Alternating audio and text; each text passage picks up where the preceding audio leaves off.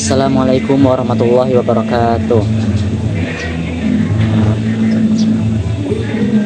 Dalam kesempatan kali ini kita tahu bahwasannya ada dua tipe orang yang kita itu sering jumpai dalam kehidupan sehari-hari.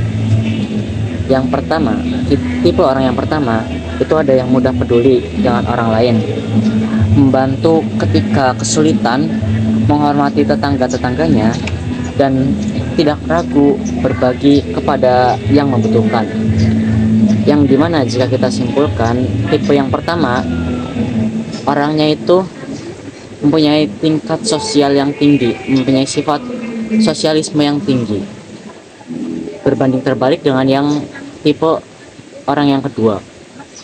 Nah, pada tipe orang yang kedua itu dia itu tidak peduli dengan orang lain, tidak membantu ketika ada yang kesulitan, atau lebih gampangnya itu dia itu hanya peduli terhadap dirinya sendiri tanpa mementingkan orang lain. Nah, itulah yang disebut dengan egoisme. Yang pertama, tipe orang yang pertama itu mempunyai sikap sosialisme yang tinggi.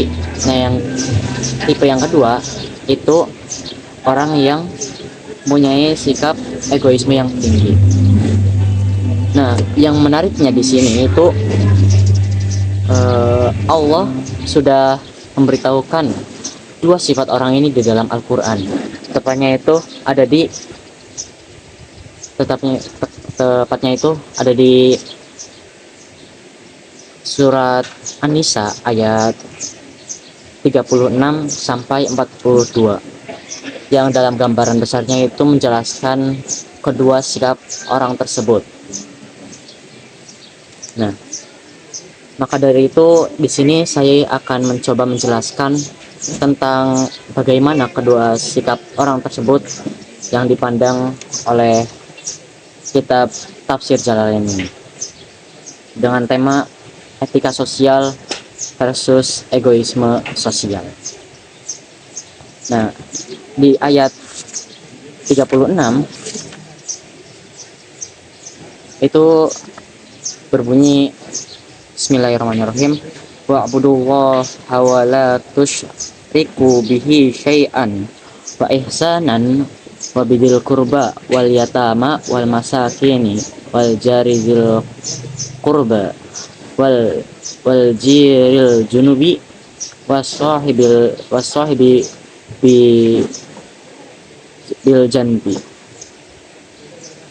wa bani sabil wa ma malakat aymanukum innallaha la yuhibbu man kana mukhtalan fakhura. Nah, di dalam ayat ini itu dijelaskan dalam pertama kalinya itu tentang tauhid kita kepada Allah, yang kira-kira itu artinya seperti ini: sembahlah Allah dan janganlah kalian mempersekutukannya dengan sesuatu pun. Nah, itulah awal dari pembahasan kita tentang etika sosial dan egoisme sosial. Kemudian Allah melanjutkan dengan sikap yang ideal agar kita dapat memanusiakan manusia. Nah, disebutkan bahwasanya dan berbuat baiklah kepada kedua orang tua, karib kerabat, anak-anak yatim, orang-orang miskin, tetangga yang dekat dan tetangga yang jauh, teman sejawat dan ibnu sabil dan hamba sahaya yang kalian miliki. Nah, jika kita perhatikan di dalam penjelasan yang tadi tentang orang-orang yang kita harus berbuat baik kepadanya, itu ada tetangga dekat dan juga ada tetangga yang jauh. Nah, Allah menyebut dua tetangga yang dekat dan jauh itu menjelaskan bahwasannya di dalam Islam itu tidak boleh memandang jaraknya. Jika tetangga dekat itu mungkin kita berbaik-baik pada tetangga dekat karena ya emang dekat, dan tetangga maka kita menyampingkan tetangga jauh, itu tidak seperti itu.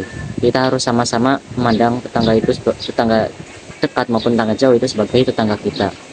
Maunya tetangga jauh itu seperti ada hubungan keluarga kita, tapi dia ada hubungan keluarga dengan kita tapi jauh rumahnya, seperti itu. Dan juga ada disebutkan ada teman sejawat. Nah, jika kita perhatikan, Allah itu menyampaikan teman sejawat karena teman sejawat itu adalah orang yang paling sering berinteraksi dengan kita, teman yang paling dekat dengan kita, maka kita harus berbuat baik kepadanya. Kadang kita itu sering menyampingkan kebaikan kita kepada teman dekat kita karena emang sudah dekat, maka jadi merasanya nggak usah baik dengan dia, dalam artian baiknya baik tidak seperti kita lakukan kepada tetangga dan yang lainnya, seperti itu. Nah, terus disebutkan juga ada Ibnu Sabil. Ibnu Sabil itu seperti orang yang sedang berpergian jauh. Nah, mengapa sih Allah itu menyebutkan Ibnu Sabil? Ya karena jika kita pandang Islam itu mengajarkan kepedulian bahkan pada orang asing yang membutuhkan pertolongan. Ibnu Sabil itu kan orang yang jauh dari keluarga, orang yang merantau lah, orang yang jauh dari keluarga, orang yang jauh dari pertolongan dekatnya, maka kita harus menolongnya juga. Nah, jadi kesimpulannya itu dalam ayat 36 itu kita itu harus membangun kepedulian sosial, kita itu harus memanusiakan manusia gitu. Nah, kemudian dilanjut dengan ayat 37 sampai 39 yang menjelaskan tentang penyakit yang menghancurkan kepedulian sosial yang tadi Allah sebutkan. Nah, disebutkan bahwasanya pada ayat 37 sampai 39 itu ada orang yang kikir dan menyuruh orang lain berbuat kikir dan menyembunyikan karunia yang telah diberikan Allah kepadanya, gitu.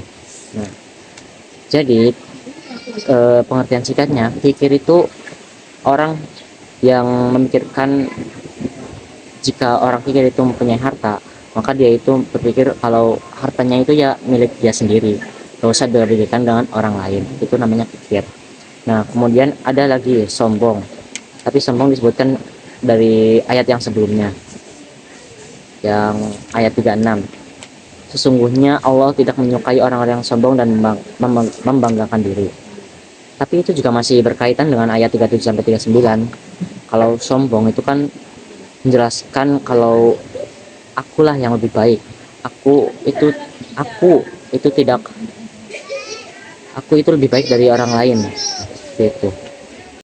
Nah, kemudian disebutkan lagi dalam ayatnya itu menyenggol tentang ria. Nah, jadi simpelnya ria itu perilaku orang yang jika melakukan kebaikan dia itu ingin dilihat, ingin dipuji. Ketika contohnya orang ingin memberi sedekah kepada orang lain, ingin membagikan uangnya kepada orang lain, itu merasa perlu dilihat agar ingin dipuji oleh orang lain, itu ria. Nah, maka dari semua sikap tadi, kikir, sombong, dan ria, itu tuh menunjukkan adanya egoisme jiwa dalam diri orang yang punya ketiga sikap tersebut. Nah, jadi gampangnya itu semua permasalahan yang tadi, kikir, sombong, ria, semua sikap yang tadi itu berpusat pada satu kata, yaitu aku. Hanya mementingkan aku sendiri, hanya memikirkan sudut pandang orang pertama, yaitu aku, tanpa memikirkan orang lain. memikirkan tentang hartanya, memikirkan tentang hartanya itu untuknya sendiri, sombong, mengatakan bahwa dirinya itu lebih baik, aku itu lebih baik, ria, memikirkan tentang seorang aku itu ingin dipuji. Nah, itulah yang disebut dengan sikap egoisme jiwa, sikap yang mementingkan diri sendiri, seperti itu. Nah, maka dari ayat selanjutnya, ayat 40 sampai 42 itu dijelaskan tentang konsekuensi dari semua sikap yang tadi kita sebutkan. Maka dijelaskan juga bahwasanya Allah itu maha adil, dan Allah itu tidak akan mendolimi walaupun sebesar zarah, dan semua amal itu akan dihitung sehingga Rasul itu menjadi saksi dan semuanya akan dipertanggungjawabkan. Nah, itu tuh semua garis besar dari ayat 40 sampai 42 tentang pertanggungjawaban kita ketika di akhirat nanti.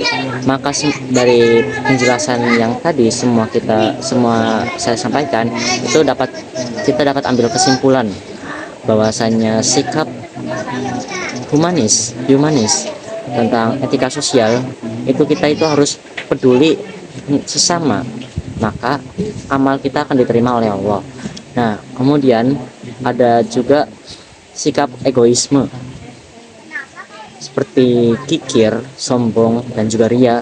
Itu akan merusak hubungan sosial dan nanti akan dipertanggungjawabkan di akhirat oleh Allah. Maka itu saja dari saya. Apabila ada kesalahan mohon dimaafkan, itu dari penyampaian, perkataan, dan yang lainnya. Wassalamualaikum warahmatullahi wabarakatuh.